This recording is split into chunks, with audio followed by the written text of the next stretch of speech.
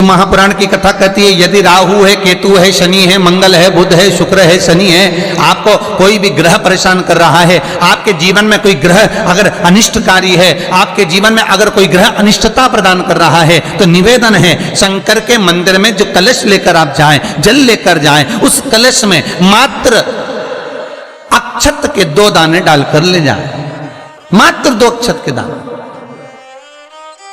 जैसे सूर्य नारायण को प्रसन्न करने के लिए अपन कुंकू डाल लेते हैं, हल्दी डाल लेते हैं जल में, या चने की दाल डाल लेते हैं जल के अंदर। सूर्य नारायण को प्रसन्न करने के लिए हमने चने की दाल डाली, कुंकू डाला, हल्दी डाली, और कभी कभी सूर्य नारायण भगवान से बहुत जरूरी काम है और वो कार्य हो ही नहीं रहा है, या तन पर कोई रोग हो गया है, तो उसको मिटाने के लिए कई बार हमने भगवान सूर्य को अर्घ देते समय सफेद फूल भी डाला है, कभी लाल फूल भी डाला है। उसी तरह भगवान शंकर से निवेदन करने के लिए, हमारी ग्रह दशा सुधारने के लिए जल के पात्र में 2 अक्षत के दाने, अक्षत भी पूर्ण अक्षत, पूर्ण अक्षत, खंडित नहीं, पूर्ण अक्षत भगवान शंकर को समर्पित करना। और बाबा भोलेनाथ को जब हम जल समर्पित करें तो राहु, केतु, मंगल, शनि, शुक्र, बृहस्पति जितने ग्रह हैं सब अनुकूल हो जाते हैं महाराज, सब अनुकूल। इतना बड़ा दर्पण जिसमें मुंह देखते हो आप, मुख, इतना बड़ा दर्पण लिया। अच्छा, पहले के लोग जानते नहीं है, पहले जो घरों में, आजकल तो फैशन की बंदरवाल होती है, दरवाजे पे जो बंदरवाल लोग लगाते हैं, कहीं मोती की लगा रहे, कहीं काय की लगा रहे, परंतु पहले जो बंदरवाल होती थी उस बंदरवाल में अगर कई शहरों में जैसे काशी साइड में तो आज भी जो बंदरवाल मिलती है उत्तर प्रदेश में, और चलो तो गुजरात में, तो उसमें इतने बड़े बड़े कांच लगे रहते हैं, दर्पण। उसका क्या महत्व है, उसकी मूलता क्या है? शिव महापुराण की कथा कहती है दर्पण इतना बड़ा ले लो, बंदरवाल अगर दर्पण वाली नहीं तो इतना बड़ा दर्पण लो, हनुमान जी के मंदिर में जाकर, क्योंकि हनुमान शंकर का ही अवतार है, हनुमान जी के मंदिर में जाकर हनुमान जी के उल्टे पांव का थोड़ा सा सिंदूर, चरण का थोड़ा सा सिंदूर एक कागज में लेकर आ जाइए, और हनुमान जी के छोटे भाई, हनुमान जी 6 भाई हैं, उसमें गतिमान, हनुमान जी के छोटे भाई गतिमान का नाम लो, और गतिमान का नाम लेकर उस दर्पण पर सिंदूर से त्रिशूल बना दो, सिंदूर से त्रिशूल बनाकर उस दर्पण को घर के बाहर, दर्पण का मुख बाहर की ओर, ऐसे बाहर की ओर मुख कर कर दर्पण को घर के बाहर या दरवाजे पर, बिल्डिंग पर, ऊपर जाली में, फ्रंट में, कहीं पर भी उसको लगा दीजिए। महाराज केवल शंकर का स्मरण कर कर, गतिमान का नाम लेकर, हनुमान के उल्टे पांव का सिंदूर का त्रिशूल बनाकर जो दर्पण को लगा देता है, आपको 1 महीने के अंदर अंतर मालूम पड़ जाएगा कि पिछले जो महीने निकले हैं उस महीने का अंदाजा लगाना कि घर में लोग कितने बीमार पड़ते थे, और इस दर्पण को लगाने के बाद बीमारी कम हुई कि नहीं हो कम तो ठंडा कर देना, क्या जा रहा है, पर करके जरूर देखना, विश्वास रखकर करोगे, भगवान शिव का अनुमोदन कर कर, भगवान शंकर पर विश्वास रखकर करोगे तो बीमारी घेर नहीं सकती। अकाल मृत्यु हो मरे जो काम करे चंडाल का, काल उसका क्या बिगाड़े जो भक्त हो महाकाल का। शंकर की आराधना करने वाला, शिव का स्मरण करने वाला, शिव का निवेदन करने वाला, शिव अर्चना में डूबने वाला, शिव का अनुमोदन करने वाला कभी दुखी नहीं हो सकता।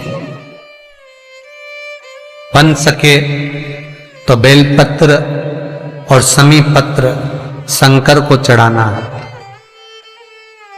5 बेलपत्र, 11 समी पत्र। बन सके 108 चावल के आखे दाने ओम नमः शिवाय जप कर शिव को समर्पित करना। महाराज दुख तकलीफ ज्यादा है, रोग बीमारी ज्यादा है, तो पानी में लाल चंदन घोलकर, लाल फूल डालकर, बेलपत्री के पेड़ के नीचे। कई लोग कहते हैं गुरुजी क्या दूध चढ़ाना जरूरी है शंकर पर? कई लोग कहते हैं गुरुजी क्या दही चढ़ाना जरूरी है शंकर पर? शहद चढ़ाना जरूरी है? घृत चढ़ाना जरूरी है? शक्कर चढ़ाना जरूरी है? शिव महापुराण की कथा कहती है 5 चीजें शंकर भगवान पर चढ़ती है। दूध अर्थात घर में लक्ष्मी की वृद्धि करता है, इसलिए चढ़ाया जाता है। दही शंकर भगवान पर इसलिए चढ़ाते हैं क्योंकि यह परिवार को जोड़ता है। जिसके परिवार में क्लेश ज्यादा होता है, जिसके परिवार में आपस में तकरार ज्यादा होता है, उसको दही जोड़ता है। शहद घर में चिड़चिड़ प्रवृत्ति को समाप्त करता है। घी रोग को समाप्त करता है। शक्कर मिष्ठान घर में यदि लक्ष्मी आकर जा रही हो तो मिष्ठान समर्पित किया जाता है। इसलिए पंचामृत स्नान का भाव शिव महापुराण कहती है। पंचामृत स्नान का भगवान, इसलिए 5 चीजें शंकर को समर्पित हैं। दूध, दही, घृत, शहद, शक्कर अर्थात मिष्ठान। शक्कर से मूलतः यहां शिव महापुराण में शक्कर नहीं लिखी है, मिष्ठान।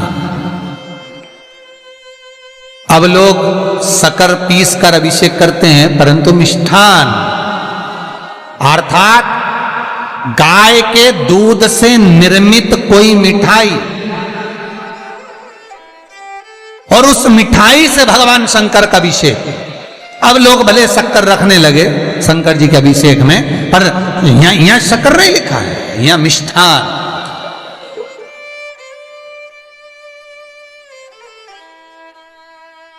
हमारे यहां सहज भाषा में कहते थे उसको खांड अर्थात मीठा। भाव भगवान शंकर को समर्पित हो। वेद और शास्त्र कहते हैं कि भगवान का यदि कोई प्रसाद बनता है, जन्माष्टमी के समय पर आप भगवान के लिए पंजेरी बनाते हो, भगवान के लिए सुंदर हरीरा बनाते हो, लड्डू बनाते हो, तो भगवान के प्रसाद में गोंद नहीं डलती। ध्यान रखना, आपकी बहू का जापा हो, डिलीवरी हो तो खूब बादाम गोंद सब तल तल के खिलाओ, पर भगवान का जापा हो, भगवान का जन्मदिन हो, भगवान का जन्मोत्सव हो, राम कृष्ण का जन्मोत्सव हो, तो उसमें गोंद तलकर प्रसाद में कभी मत डालना, क्योंकि उसमें ब्राह्मण हत्या का अंश है। ब्राह्मण हत्या। और विद्वान जो ब्राह्मण होते हैं साहब, जिन्होंने शिव महापुराण की कथा या भागवत पुराण पढ़ी होती है, सुनी होती है, वो ब्राह्मण कभी भी, जो विद्वान ब्राह्मण होंगे वो कभी भी गोंद का लड्डू, गोंद तली हुई कभी नहीं खाएंगे। भले वो देसी घी में तले, कुछ भी तले, पर गोंद नहीं खाते, गोंद का लड्डू नहीं खाते। क्यों? क्योंकि इसमें ब्राह्मण हत्या का अंश है। प्रत्येक फोटो में लक्ष्मी विष्णु के साथ नहीं मिलेगी, प्रत्येक फोटो में लक्ष्मी गणेश और सरस्वती मिलेंगे। दीपावली पर पाना खरीद कर लाओ, दिवाली पर कागज खरीद कर लाओ, दिवाली पर फोटो खरीद कर लाइए, लक्ष्मी गणेश के साथ मिलेगी, लक्ष्मी सरस्वती के साथ मिलेगी, पर लक्ष्मी विष्णु के साथ नहीं। क्यों? किस लिए? भगवान विष्णु और लक्ष्मी का फोटो नहीं, गणेश सरस्वती और लक्ष्मी का फोटो। क्यों? उसका कारण यहां है, पार्वती जी ने गणेश जी को लक्ष्मी की गोद में दे दिया, ले आज से तू पूर्ण लक्ष्मी हो गई। ये सरस्वती तुझे लेकर आई है, इसकी साक्षी में मैं अपनी औलाद गणेश, अपना पुत्र गणेश तुझे गोदी देती। जा, तेरी गोद में गणेश बैठ गया, तो तू पूर्ण कहलाए। सब्सक्राइब करें। इसलिए हिंदू धर्म में दिवाली के दिन विष्णु और लक्ष्मी का फोटो नहीं, गणेश, लक्ष्मी, सरस्वती का फोटो क्यों पूजा जाता है? लक्ष्मी भगवान विष्णु के साथ अगर रहेगी तो अपूर्ण मानी जाए। स्त्री की संतान नहीं तो अपूर्ण है। पूर्ण हो गई जब संतान गोदी आ गई, संतान गोद आ गई है तो वो पूर्ण है। भगवान विष्णु के साथ लक्ष्मी की पूजन इसलिए नहीं होती दिवाली पर, क्योंकि लक्ष्मी अगर नारायण के साथ है तो वह अपूर्ण कहलाएगी, और लक्ष्मी गणेश जी के साथ अगर बैठी है तो वो पूर्ण कहलाएगी। और दुनिया के लोगों को अपूर्ण लक्ष्मी नहीं चाहिए, दुनिया के लोगों को भरपूर पूर्ण लक्ष्मी चाहिए, जो संपदा से परिपूर्ण हो, वैभव और सत्ता से परिपूर्ण हो। श्री शिवाय नमस्तुभ्यं, श्री शिवाय नमस्तुभ्यं, श्री शिवाय नमस्तुभ्यं।